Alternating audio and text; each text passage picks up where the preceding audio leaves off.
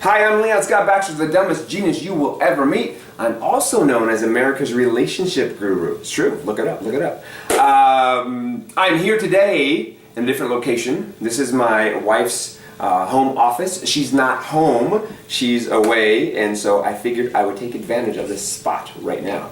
I generally answer parenting questions. Today I will not be answering a parenting question. I'll be talking a little bit about parenting. But if you have a parenting question, please leave it in the comments below and I will absolutely, positively try to get to it on one of the next videos. And if you're leaving a comment, might as well like this video. If you haven't already subscribed to this channel, please do that.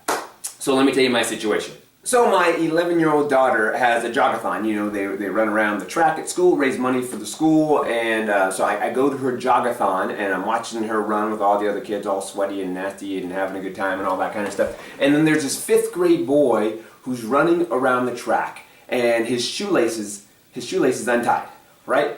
And his mom runs out on the track in the middle of the jog-a-thon, in the middle of the track. She stops her boy, gets down on her knees, and ties his shoe as other runners go around the two of them. Okay, I have a problem with this. Am I the only one that has a problem with this? Here's what I think Mom should have done. Mom should have said, "Hey, Charlie," or Max, or whatever his name might have been, and said, "Tie your shoe. It's untied." And then he could have gone off to the side and tie his shoe. Worst case scenario, he ties it poorly and he trips. He's not going to die from tripping and falling on grass. And if he fell and skinned his knee a little bit, he probably would have learned that it's a good idea to tie your shoe when you're running around a track.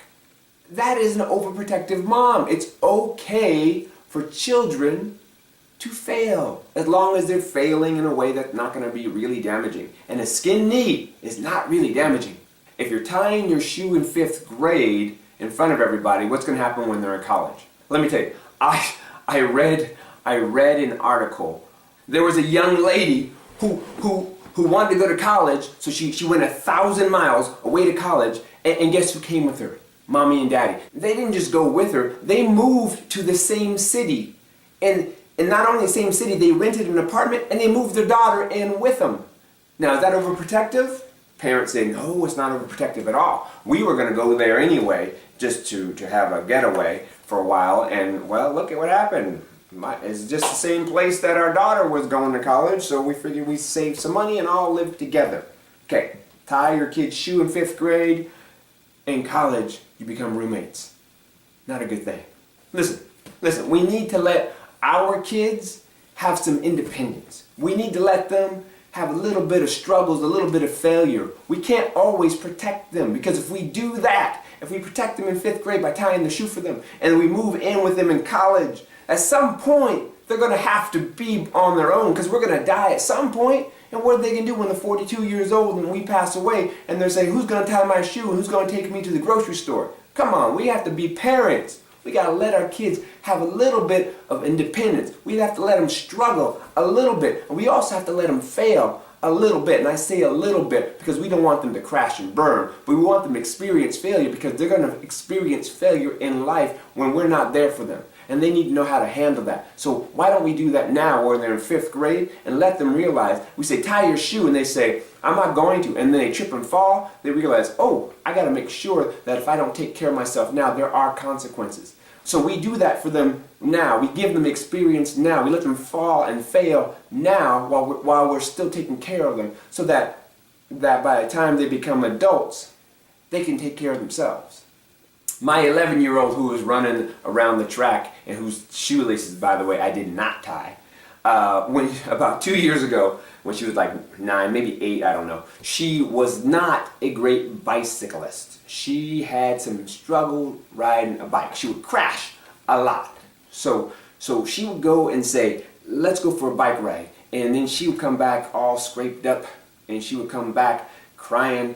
And so we made sure, my wife and I made sure we got her the best bicycle helmet we could get, and we sent her outside with like layers of clothes and pants and jackets, so that when she did crash, it would minimize the pain and minimize the injuries. And it might be 92 degrees out, but she'd be all like the Pillsbury Doughboy, just puffy. But she would crash. She would crash almost every single time we went out bicycling. And then I would go, man, she's definitely not a bicyclist. And the next day she'd go, can I go for a bike ride? I'm like, did you not remember what happened yesterday? But I said, go ahead and do it again anyway. Go ahead and do it again. I let her keep experiencing. How else she's going to know how to ride a bike if she doesn't figure it out on her own, right? So she started getting better and started getting better. And I started feeling a little more comfortable, but not great. So one day I'm outside on my driveway and I'm shooting hoops, playing basketball. I got a little hoop out there, shooting hoops, and we live on a cul-de-sac. So she said, Papa, can I ride my bicycle around the cul-de-sac? I said, sure, go ahead. So she starts riding around the circle. And she's counting 1, 2, and I'm shooting hoops. 7, 8.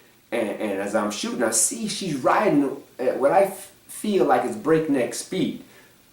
But it really is just regular speed. But knowing how she crashes all the time, I got anxious, right? So there's a part of me, the overprotective part of me, wanted to say, slow down. But I realized she was just going at a regular speed. She had a helmet on, she had a big old puffy everything on. Worst thing could happen is she could crash, right? 14, 15, I'm shooting my hoops. Papa, I'm at 28, 29. Next thing I know, boom, I hear a crash.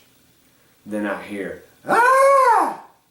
So I turn around and there she is on the ground. First instinct, run up on her. Because there she is, she crashed, right? But I know she has to experience failure. She's got to figure out how to deal with this on her own. So I said, roll over.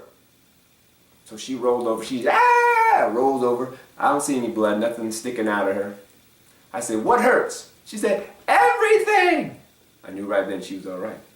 I said, pick up your bicycle, bring it to the garage.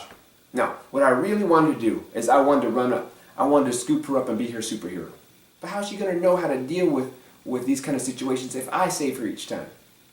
So she gets up, she walks her bicycle over to the garage. I say, show me where it hurts. And she pulls up her pant leg. And see, the week before she had crashed and got a scab on her knee. So that scab had been pulled off, so she got blood dripping down her leg. Not a big deal. I said, come on, sweetie, let's go take care of it. Went inside. And so she knew I was there to help her. But she also knew that she could help herself.